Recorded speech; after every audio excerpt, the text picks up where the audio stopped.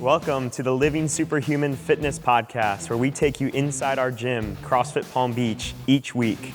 It's here that we are creating new superhumans every day, transforming people's lives, helping them reach a level of health they never knew possible.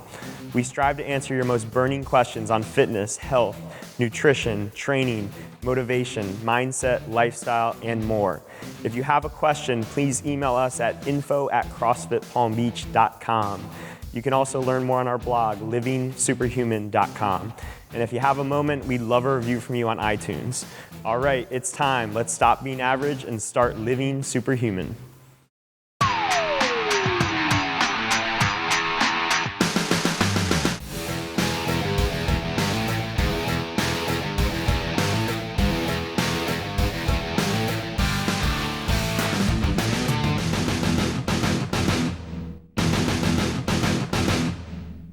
Hey guys, welcome to the Living Superhuman Fitness Podcast. My name is Tony Frezza. I'll be leading the mic today in place of Andrew Seacrest Frezza. And today I'm joined by Austin Bettiger, Whitney Stevenson, Melissa Dixon.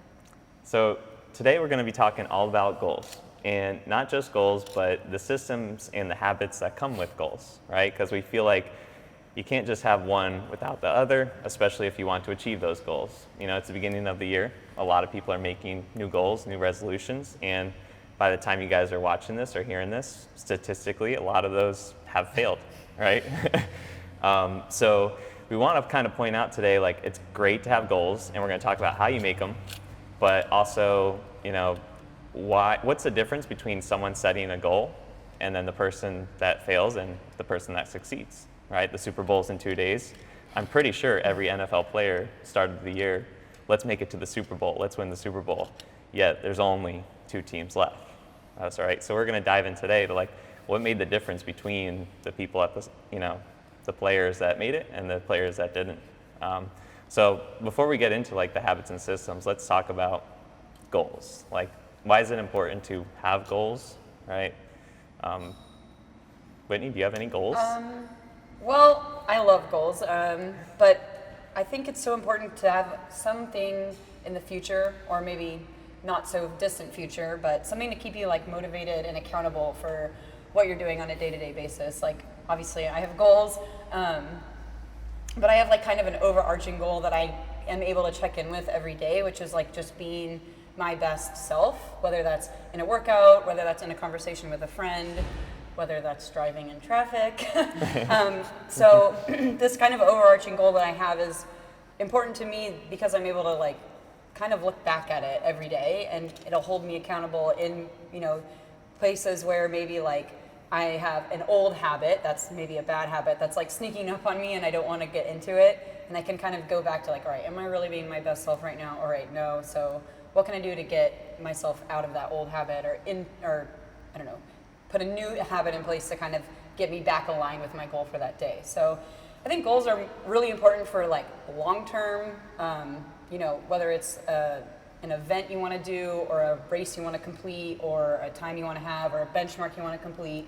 But it's also good to have a goal that you can tie back into in your life every day, every moment, because that'll kind of help you build on those habits. Yeah, I think the goal is kind of like the North Star, Yeah. right? So like every day you wake up, you have your routine, you have your habits. What happens when you go off track? Yeah. You know, what's there to kind of pull you back to center and can kind of keep you going in the right direction? For sure. And if you don't have that, then you can kind of be wandering, wavering.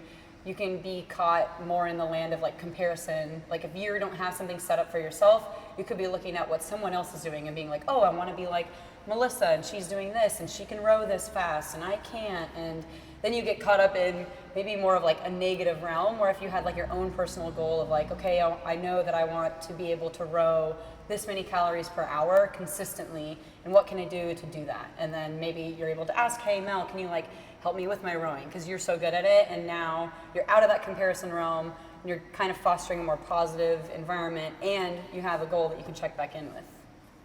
Yeah. Also, I think goals like stretch us, or they should, Yeah. right? If we have goals, like they should be a little bit out of our comfort zone, so that we feel like we have to reach toward them, and they should keep us hungry, right, to get better. Like you can't just have a goal like I hope 2020 I start right where I did this year. Like, I don't think anyone has that goal right now. You know, it should be something that's going to stretch you going forward. When I was at my old job, we used to call them BHAGs, which was big, hairy, audacious goals. So you created this goal that, you know, wasn't necessarily the most realistic, but it was something that you wanted. And then we were really kind of vulnerable in sharing these goals with like everyone that we worked with. And eventually at one point, like you would kind of see a coworker and be like, hey, like, what are you doing? Like, you're not in line with your goals. And then it was sort of like, oh, like, I need to take that thing down. Like, that's not my goal anymore because my life has changed or I have different priorities. Or it was like, oh, shoot, I need to realign because that's really what I want to do. And so now I'm going to change some things, develop new habits, put new systems in place to kind of get towards that goal. So having a goal that seems like maybe a touch unrealistic or out of your comfort zone can be scary, but it can be like really clearing in your life. It can kind of dictate what direction you're really going to, and I don't know, kind of just help give you a little bit of purpose. That's exactly what I was gonna say. I was gonna say the goals, like summed up really easy, is just a purpose for whatever it is you're doing for that specific thing. So. Yeah, I think it's part of like the human condition. If there's someone out there who's listening who like says like, oh, I don't really have any goals, well then you should probably put some together, because there's something human about wanting to move forward and push yourself, and you know, you're kind of missing out on a little bit of an experience if you don't have any goals that you're working towards. Like, you need to really find a why or something that you want to work towards, or else you're just kind of floating out there, you know. So we've heard a lot of goals so far this year. We had a nutrition challenge start, and then we're working with a lot of people getting ready for the Open. They have specific goals, like I want this skill before the Open. You know, what do you guys see like in what people are saying versus like, I guess, how they're actually going about those goals, right? So like a very common one is like, I want to lose weight. Like, okay, like it's so generic, it's so broad. Or, you know, I want to get better at gymnastics. It's like, okay, where do we go from here? So what do you guys kind of like, how do we approach that when someone just comes to us with a very broad general goal? I think we need to know why. Why is that their goal in the first place? And then how bad do you actually want that? And is that really the goal that you want? And I think figuring out those, then we can start putting a roadmap together. But you have to be really willing to commit to doing something, changing, I know we're going to get to it, but changing a habit or changing patterns of habits that you currently have to get to wherever you want to go. And if you don't even know why you want that goal, then good luck trying to stick with it. So I think for a lot, especially particularly weight loss goals, people have a past experience in mind of like, I want to weigh what I did in high school, or I want to weigh this number. And like for guys, it's usually a bigger number, and for girls, it's usually a lesser number than they probably should ever attain. Like for girls, they're thinking when they were literally like before having babies and before like developing different parts of your body that weigh more, they're thinking of a certain number. Or for guys, you know, there's a couple I can think of in this gym who they've had their in-body scan and they've been so defeated because they're chasing a number that they can't get back up to. And like, what is it about this number that you're so fixed on? Because you're telling me you feel healthier, you're telling me you do X, Y, Z better, but you still are chasing a number. So kind of, you know, I know it's going to come along the way in the talk, but like reevaluating your goals and being content with an end point is kind of important too. Because there's no like, you know, we can make it smart and measurable and make those goals very specific, but if the why is because you're chasing a thing that's in the past, or if that's where it's rooted in, it's kind of destined to fail before you get started too. Yeah, for sure. I think the why is super important. And I think, like you said, like, what can the end point be? Because like, I want to get better at gymnastics is like so broad. Like, all right, me too. Let's do hollow holds every day. Then you'll be improving your gymnastics. Like, you know, where that might not be what the end result, you know, could be. It could actually be like, I want to do a ring muscle up, or I want to do 10 consecutive kipping handstand push-ups. But if all you said was, I want to get better at gymnastics, and all your coach prescribed you is hollow holds every day, you might get better at a couple of those things just because they correlate, but your end result might not be where what you had your eyes set on, I guess, or what you had your mind set on. And the same thing with losing weight. Oh, I want to lose weight. Well, yeah, okay, the number on the scale could drop, but are you healthy? Are you your best self? Are you performing better? Are your workouts better? Are you thinking clearly at work? Like, probably not.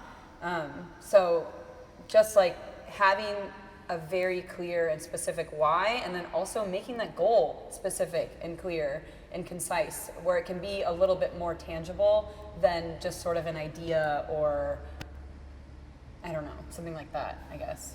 Yeah, and we're kind of like right into S.M.A.R.T of the acronym. Like, I don't know where it came from, but I find it useful in not only creating the goals, but also in creating the action plan as well. But we have an acronym S.M.A.R.T, S for specific, M for measurable, A for attainable, R for relevant or realistic to you, and T for time-bound. So we've already really gotten into specific. I think clarity is huge, really getting clear on, like Austin said, why you want it and what do you truly want. Like to say you want to lose weight, like let's make it very specific. We're going to start picking, we have an in-body scan, so we're going to start picking body fat percentage, right? 2% in 6 weeks, right? So we actually have a number, right? And then from there, it has to be attainable, right? So it's in 6 weeks, that's an attainable number. Versus like 6 days. Right, which I think some people were expecting so far in the nutrition challenge. We're, not even 3 weeks in, but also like relevant to you. Like, you can't just like I have a guitar at my house, and I had a goal at one time to play guitar. Yeah. It really wasn't relevant to me and like someone who's obsessed with fitness to like have music, like maybe one day, but not right now.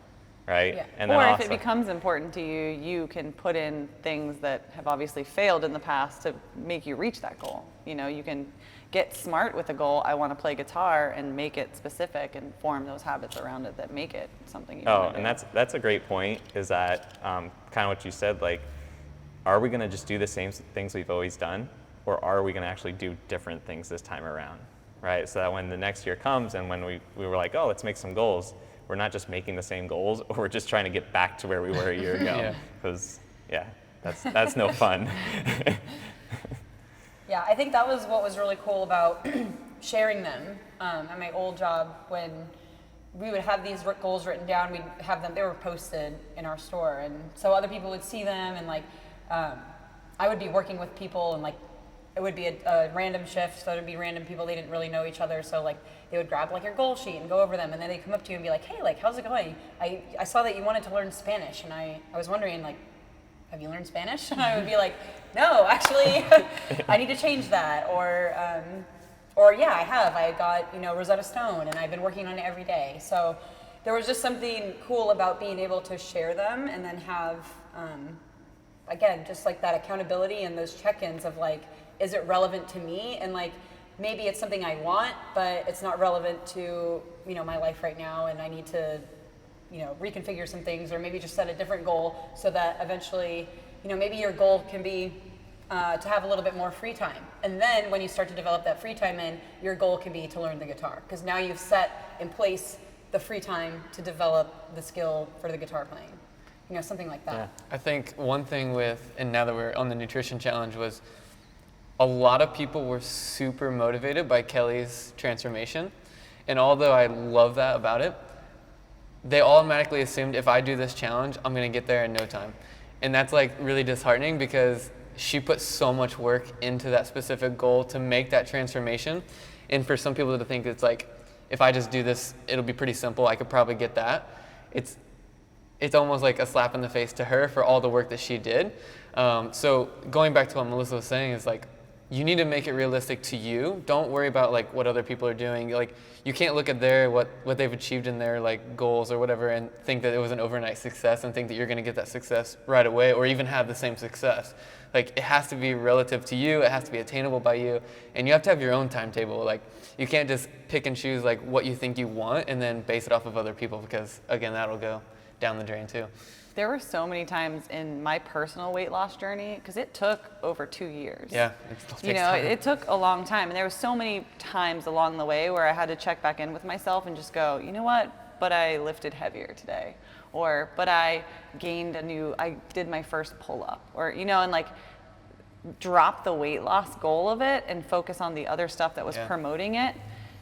And as far as my shift in focus went, because it was so disheartening sometimes when I was like, when I would wax and wane into doing the work of the nutrition side of things with my weight loss, and I was only focusing on the fitness side of things, I would have to start celebrating the physical side of it and then go, okay, I'm not seeing what I want. I have to keep on with my nutrition. And I still do that. I still go through periods of like gaining and losing with my body now because I don't track diligently every day. And then I know I have those habits that I can fall back on and go back to tracking afterwards and say, okay, like I'm 3 or 4 pounds up consistently over the last couple weeks. Like, it's not just water weight. It's not just going through being a female. Like, this is all me. All right, we're going to get strict for a couple weeks and try to dial it back in and get back to feeling good again, Yeah, and I think the cool thing is, like, you can use that as motivation. Like, you can definitely use Kelly as motivation. It's crazy. I use it as motivation. But, like, to just try to line yourself up with that is, like, super hard because everyone has their own life. They have other things they're going through. So, like, you're talking about, like, it took you 2 years for your journey, and you said you're still on it. But it so takes them like, 1 minute to see a snapshot of me before and after and go, oh, I want that. I want that, exactly. And I can get it in a 90-day challenge or a 40-day challenge, or they really think they're going to be that photo, op in that amount of time. Yeah. And it's not very attainable or realistic. It's like literally the same thing as like going and seeing Michael Phelps, hold up his like gold medals and be like, all right, I'm going to like try swimming for 3 months and make the Olympic team. Like, there's so much more. You see the tip of the iceberg, you see results, but you don't see how much work went in, what's underneath the surface, and like how many times probably Michael Phelps or any elite athlete had to reassess and have goals and change them, shift them, and like, that brought them to their peak. But the same thing with Kelly. Like, she had that goal that brought her to her peak, but she had little tiny ones on the way. She had ones that probably she had to reassess and check off, or, I don't know. There was so much more that you don't see that goes into those big pictures, and it's like, you always got to remember that. Like, I think that's like why you need to have a purpose behind it. I was thinking, like, while you were talking, I was thinking like people watch like Matt Frazier or even you, and they're like, well, I want to do that, and then all of a sudden they're doing 1,000 meter repeats. They're like, I don't want to do that. I don't want to do that anymore. Making a SMART goal as you go through those steps, and you're making it specific, and you're making it, and then you start building in the action plan behind it and the habits that have to surround it. That'll really refine your why, or let you know if it is a goal you actually have a why for, because it'll force you to look in and say, why do I want this? Is it really that big of a deal? Is it worth sacrificing the time with my boys? Is it worth not seeing Scott when I go home at night? Is it worth me staying at the gym later, or, tracking my meals and not going out with family because I know that my family is a horrible influence on my eating? Or, you know what I mean? Like, that's going to really make you delve into your priorities with your goal and see which ones matter most to you. Yeah, and speaking of like clarity, I think it's important that like when you see like the SMART like format, you don't just like try to make a goal and see if it fits. You actually start and go down the line, because then it starts to reshape itself, and then you kind of go back to S, and then you go back to M. You kind of jump back and forth until you feel like you've really satisfied kind of everything that we're talking about here in the goal making. So like kind of like on Kelly, like I know she told me like it's kind of like an endless cycle of like I'm setting a goal, setting a goal until she really did something different about it. Like, do you guys have any personal stories that like where you have like you're like I set that goal, and then it wasn't until you're like, oh, I actually did something different, and then it changed?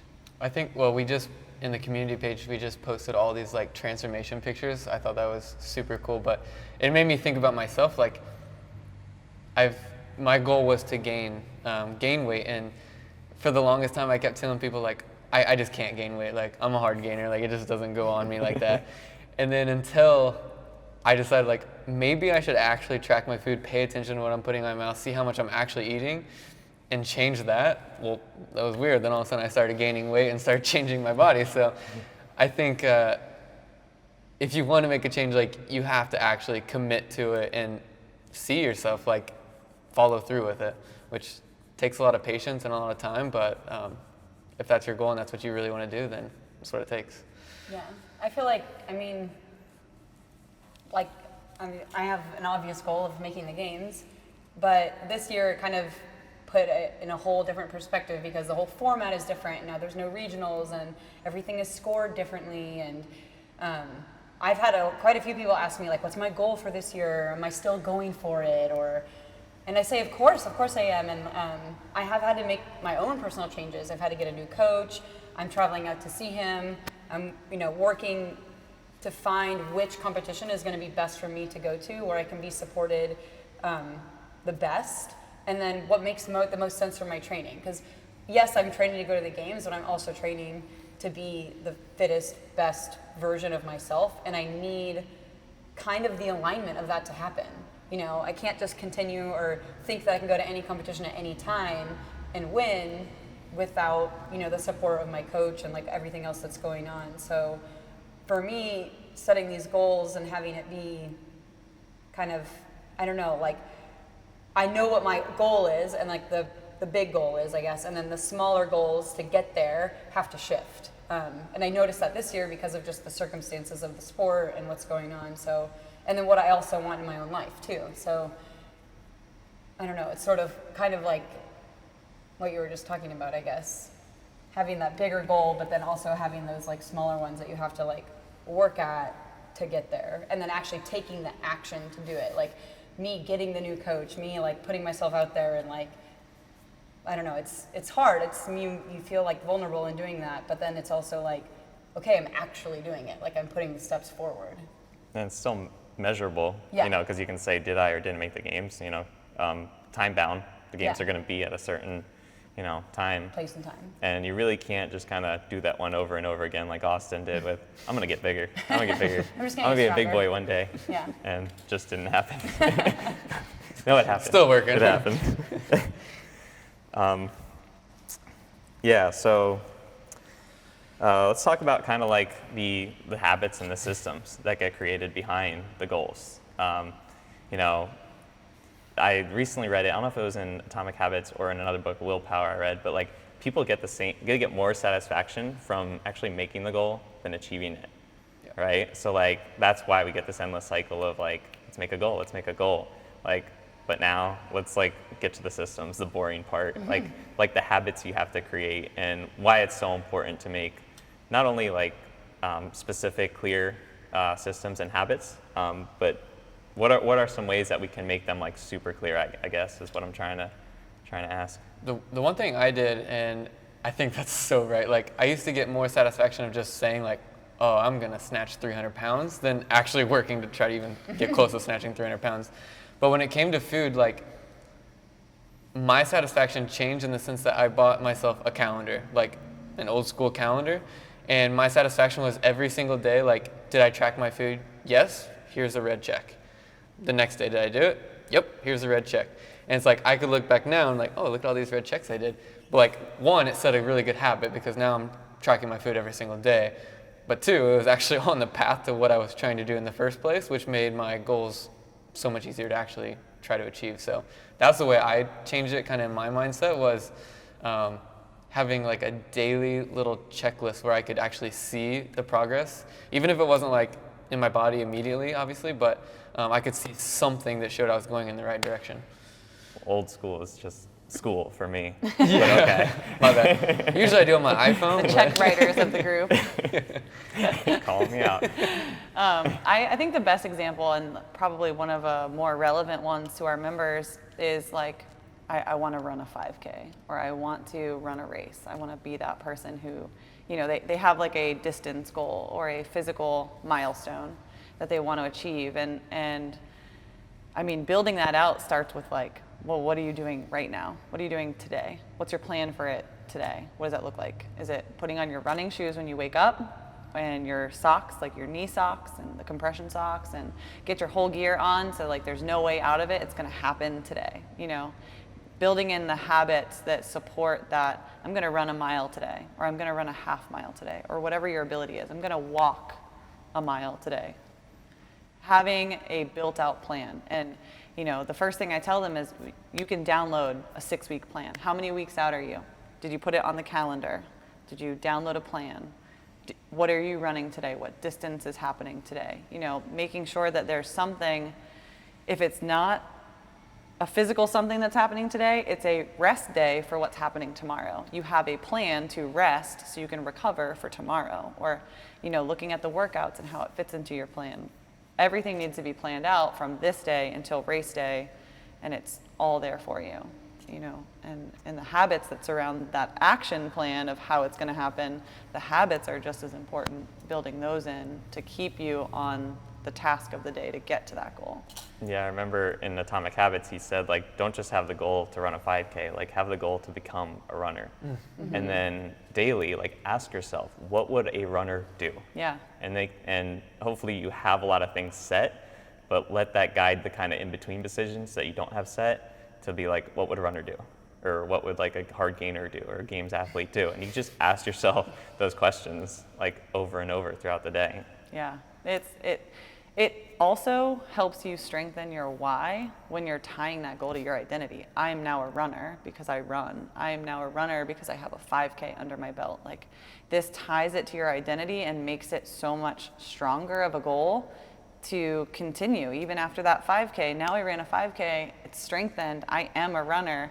What's next? Now I'm running a half marathon, or I'm gonna run another 5K, or a Tough Mudder. You know, it helps better you in ways you may not even know.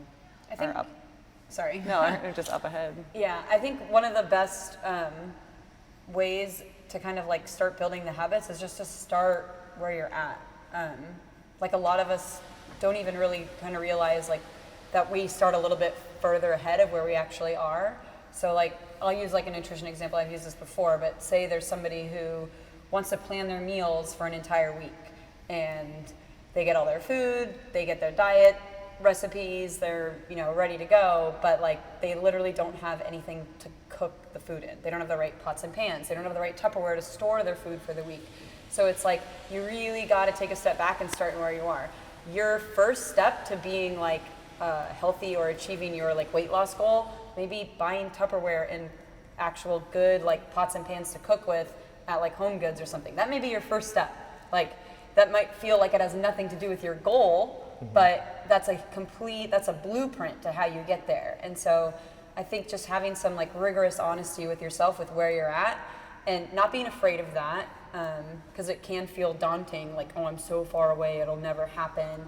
But knowing, okay, this is where I'm at, and this is the first step I gotta take. And then once you start taking those small steps, getting the Tupperware, getting the right pots and pans, being able to set your week up 1 week down. All right, now I know what foods I like to eat. Now I know what makes me gassy. I'm not going to eat those. You know, like having all of that, doing all those steps and having, I guess, just all that learning is just going to help propel you further towards those goals. And again, like, tie it within your identity. Like, now all of a sudden you're like, oh, I'm going to start out my own YouTube channel of healthy cooking, tasty, yummy food, because healthy food can be tasty. And I don't know, it just gives you so much more fire to continue towards that goal. And let's not skip over what you said, small steps. Yeah. Right? I mean, we always kind of like, we got to get the goal. Like, let's bite off more than we can chew. Mm-hmm. And it's so important to have those small steps that you can just do every single day. You know, just little baby steps. Yeah. I want to be a better Olympic weightlifter. Okay, well, how's your squat? How about doing ankle mobility every day? Like, so simple. Like, go get the wooden block. This is the only gym that has ankle stretching blocks at the gym. It's unbelievable. Like, use it. 35 seconds on each leg before class starts. Your squat's going to be better. Right? Yeah, that can be your step. That can be your first step. You know. What's the minimal dose? What's the tiniest thing you can do right now to move you forward? What is the exact thing that you can start on right now that'll make you check a box? To give you the satisfaction, like checking off the day. What's that one thing that you can do to get started? Because as soon as you break that seal, the chances are the momentum's going to carry you through, or at least get you a part of the way in, and then you're going to get momentum. You know, whatever it is, putting on the compression socks, because I'm not wearing them to Publix in front of people. I'm definitely going running in them. So here we go. Or I'm brushing my teeth. First thing when I get out of bed, I'm brushing my teeth because I want to be fasted for this. You know, whatever that minimal thing is that keeps you accountable and keeps you starting that momentum to keep it going. I think that's good. And I think like, let's say you have a bigger picture. Like my bigger picture recently has just been like, try to get rid of like clutter in my life. I don't know, it's kind of weird, but it's one thing I've started trying All to of do. your stance socks. Yeah, exactly, just throw them all out. But like one thing I've noticed is like when I get off of work, which I coach like super early, like there's a little block of time where I'm just like a zombie and I don't do anything. Like it's the most unproductive time of the day. I'm like, Price is Right. yeah, exactly, yeah. Like what's that again? But I'm just sitting there, I'm like doing nothing. I'm like, okay, I have to do something. So recently, I was kind of joking about it before the podcast, but it's serious. It's like, I've started every single day, like that's when I do the dishes. I know it's weird and it's not anything crazy. I'm sure a lot of people do the dishes every day, but it got to a point like, we were like, okay, I'll do them tomorrow. Like, okay, I'll do them tomorrow. And then it's like, oh, now my sink's full. Now I have to do the dishes. So it's like, okay, well, I cook breakfast. If I just do the dishes really fast, they're done. So like that's my habit. It's like I don't come down. I don't just sit on the couch and like rest for an hour or whatever. I just do something. So it takes away some clutter. But it's also a little step to making me towards my goal. And my other one is like I just don't leave anything in my car except one pair of shoes, and that's just in case there's rope clamps. But other than that, like I try to take everything out of my car, which that's another place that like clutter starts piling up. So it's a bigger picture, but it's like really small, simple things I could do that just work my way there. That's a great example of a habit and a system. Yeah. Kind of saying just like, I have too much clutter. Or I want to declutter. And there's no direction behind that, but you put a system behind it. Yeah. That's awesome. Another part about the habits side of it is like, in order for your goal to succeed, you have to really do an inventory of yourself. And this is something they talked about in Atomic Habits of like, you got to look and see where you're failing, and you got to put up barriers to that. Like, okay, why in the past has my weight loss goal failed at the goal? I didn't enforce the habits, or my other habits were way too strong and I didn't do the work in putting up the barrier into my current habits. So like my need for ice cream at night is so much stronger than my willpower. So how can I make it harder? What can I do to put a barrier there? What if it's I'm not picking up the ice cream at the store, so I don't have it in my house? You know, what are the barriers that you can put in place that are going to help break you of those habits that are derailing you, so that you can form the good habits on the other side of things? And I think that people don't put enough work into looking at all the stuff that's derailing them, like the clutter in their car. Well, what is the habit that you have? Is it that you just place your gym bag in there every day and then you forget to take it into the house? Like, what can you do to make a barrier, whether it's leaving your gym bag in a cubby here, or, you know, what are those things that you can put in place that make it impossible to fail? Yeah, and I think I think of like the Pareto principle, like the 80-20 rule, like that, like 20% of the stuff you do can get you like the majority of your results, right? So like, and it's not even, you said like kind of like the obstacles and stuff, like people don't even know. Like jumping on your phone to check Facebook for a half hour, that's hindering your goals. Mm-hmm. Like you may not realize that, but it is, you know, because when it comes to the 10 tasks you do in a morning, 2 of those are really valuable, right? That's your 20%, and that's gonna get you 80% of your results. It's that other 80% that's only getting you 20% of your results. And that's where a lot of people kind of get off, is like they're just way in that 80%, kind of just messing around in life and not having that direction of what's the 20%? What do I need to do every day? On the social media side of things, because we all know, we all identify that that's usually a time waster. It's something that is so habitual. Thanks to you guys. Social media team. I mean, it's not a time waster. You should follow us on Facebook and Instagram.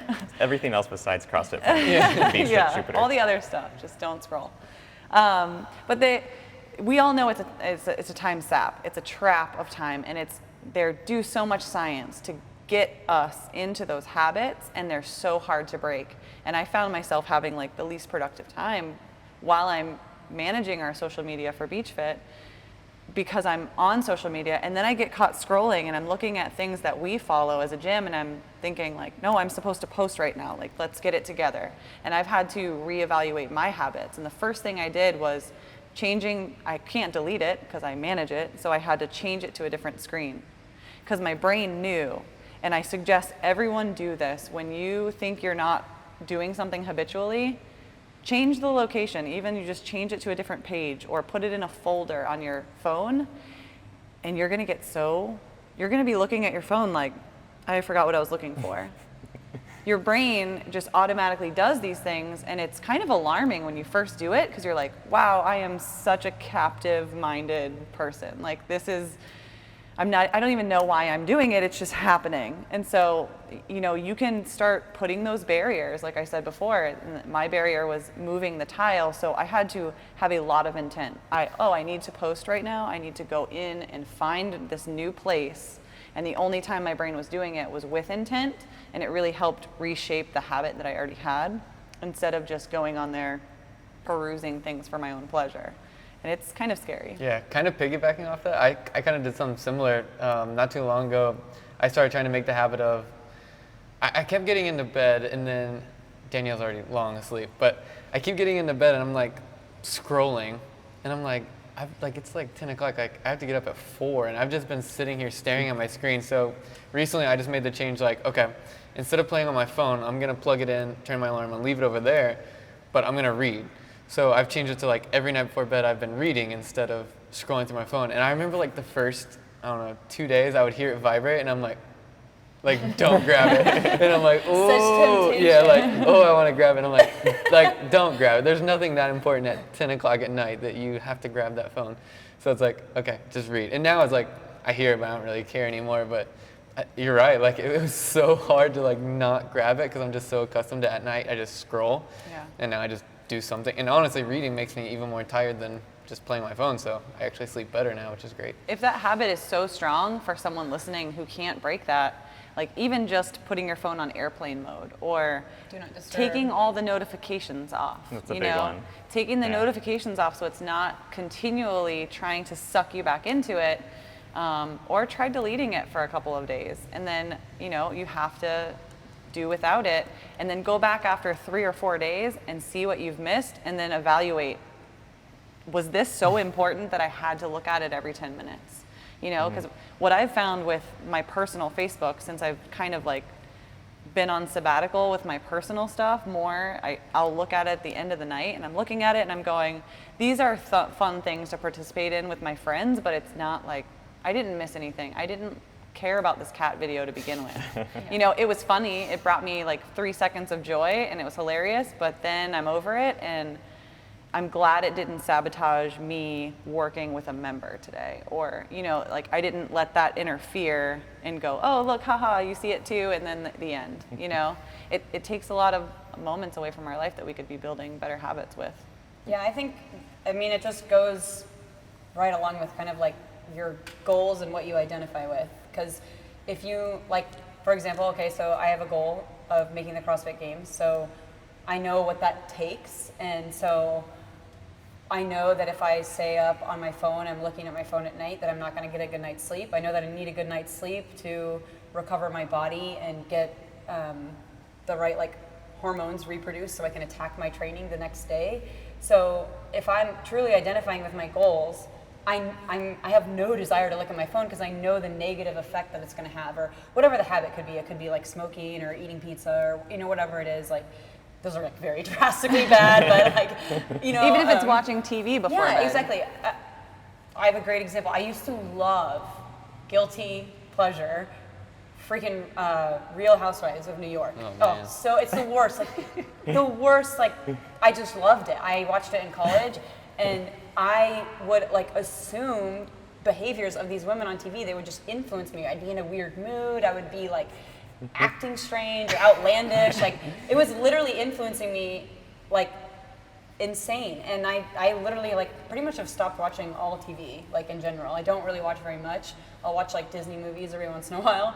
But ever since I did that, I was like, because it wasn't making me better. Like, is that why you break out into song all the time? That's why I break out into song all the time. But yeah, I started to identify with these goals that I had, and I just started kind of removing these things because I saw the negative effect or the negative kind of consequence it was bringing me to. And so I think for a lot of people too, like they wait for the achievement to begin the systems and habit. Like, I'm going, once I become a games athlete, then I can do X, Y, and Z. Or once I am a hard gainer, I'm going to eat meat 3 times a day, or whatever it is. Like, and it's so the opposite of that. Like, I think you have to start to identify with those goals of like, you know, my goal of being a champion, and then I was putting habits and systems in place that a champion would do, because that was my goal. I wasn't waiting, you know, same thing, like I want to be a millionaire. Okay, what do millionaires do? Start doing it. Even though you only make, you know, $32,000 a year, start doing that. And like figure out ways, like once you figure that out, that'll start to propel you more towards your goal than just keep on doing the same thing you're doing and expecting that result to happen, because it won't. You're just going to repeat what you've been doing. So I think for me, that was a huge shift, just being able to identify with those goals and just start putting the systems in place where I was at. Yeah, and I think there's really 2 ways to go about the habits and the systems, and it's kind of like forward-looking, like to schedule them in, right? I think every system has to have a time and a place. And if you guys are using your phones for positive purposes, as in putting it in a calendar, or I've been using an app every day, like I'll put like my 3 most important tasks that I really want to get done. You know, if they show up tomorrow, I know I kind of let myself down because I wanted to get them done today. Also, on the flip side of that is kind of like looking back and journaling and saying like, did I really fulfill my identity as an athlete today, right? And kind of, you're looking forward, but you're also reviewing the past. And I think that really strengthens the identity. So if you don't feel it at the start, like beginning of the year, you don't feel like that athlete, that weight loss, like just keep at it. And if you keep doing that, you keep looking forward, you keep looking back, I think it just comes eventually. Like I can't tell you when, but it just happens. Yeah, people wait to be happy and be fulfilled in their goal and like after the achievement. You know, if they don't achieve it, they're a failure, and they don't look at the whole journey and the whole process and who they are in this moment versus who they are when the moment they set the goal. And they wait, they think like, if I didn't achieve it, I'm a failure, the end, you know, or happiness is there and not here. And they don't enjoy the process, you know, and that, well, they being the people who are setting the goals that they're not going to reach. You know, if you can't set all of these parameters that you can actually sustain, that you can actually do every day, and, you know, unless it's something that's more temporary and more refined, like this moment in your life being a games athlete, and you know the sacrifices you make aren't sustainable for, you know, all of your life, but it is for this moment in time. If you're not willing to make those sacrifices and you're setting yourself up with something that you know that this is not me for the rest of my life, then that goal is not going to succeed. Or you're not going to find the happiness when you do achieve it that you think is over there on the other side. Yeah. And I think they really wait to find happiness, or they think that that's the goal. That number on the scale is that number that's going to make me feel happy. And when they get there, they get let down if they do get there, or they can't get there because they're so focused on doing stuff with those habits and with those action steps that just can't ever maintain that. I think a perfect example of what you're saying is when Katrin won the games, and she was talking to her coach Ben right after, and she said something like, I'm not as happy as I thought I would be, or whatever. It's like she enjoyed the process of trying to make it to the games so much that actually winning the games, which was the North Star, was like, oh, well, yeah, okay, I guess on to next year type thing. So it's like you have to enjoy the process of anything you're gonna do if you guys want to actually achieve what you're going for. Yeah, I identify with that so much. Like, I feel really lucky that I love to do the things that I do, because some people wouldn't, I guess. But I look at it kind of like the holidays, or like Christmas season. Like, Christmas morning is not my favorite holiday.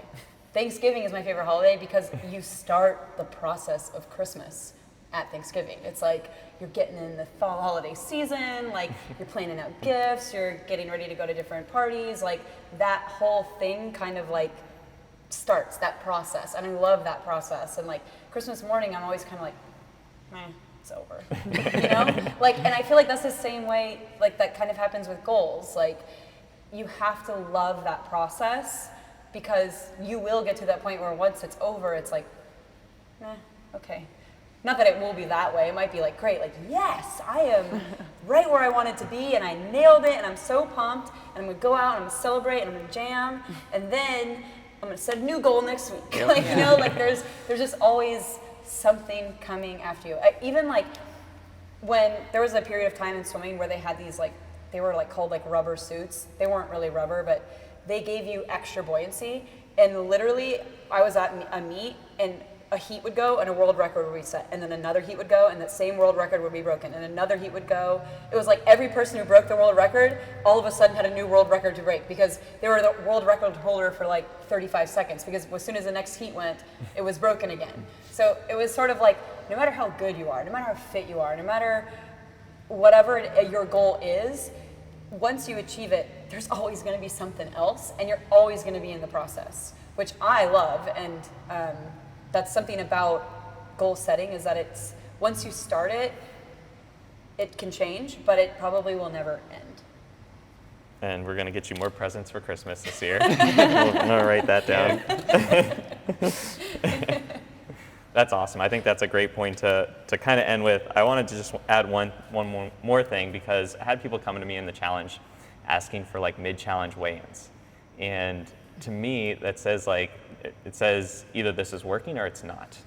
And I think that's where a lot of people go wrong with habits and goals, is that they feel like it's gotta be working or it's not. Mm-hmm. And all the progress has to happen in even increments, mm-hmm. right? So if my goal is to lose 10 pounds or a quarter of the way in, I should have lost 2.5 pounds by now, right?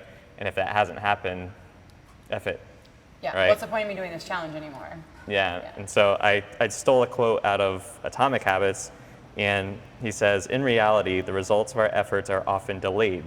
It is not until months or years later that we realize the true value of the previous work we have done. This can result in a valley of disappointment, where people feel discouraged after putting in weeks or months of hard work without experiencing any results. However, this work was not wasted. It was simply being stored. It is not until much later that the full value of previous efforts is revealed. All big things come from small beginnings. Mm-hmm. It reminds me of that cartoon where it's like a miner, and he's like chipping away inside of a mine, and he's like 2 inches away from like all the riches, like all the gold, and you see him, and he's turning around and walking away from it, and he only has like this much more to go. And it's like, you never know when your hard work is going to pay off. You just have to trust that it'll pay off. I think my journey into sitting into this chair right here is like, it started with me getting fed up and getting convicted, and like, okay, you know what? I'm going to put this 5K. My best friend's like, we're going to do a 5K. And I'm like, yay. All right. I'm 215 pounds. How am I going to do a 5K? So I started walking with the double stroller, just walking Juno Beach. And then I started like jogging some. And I'm like, all right. I got to where I could jog almost all of it. And then it's a whole 5K route. So then I ran it. And I'm like, I know I can at least run the whole 5K. Then there's going to be some obstacles. She wants me to climb some stupid wall, figure it out. And then I was already like at that. I knew I could run that distance. Like, I'm going to try CrossFit. And then I came in with Tony, and I was like, next weekend's my race, so I don't want to be too sore. And then he made me way too sore, but I was loving it. You have to get money's worth. I was like, we can only do 2 times because I got a race, okay?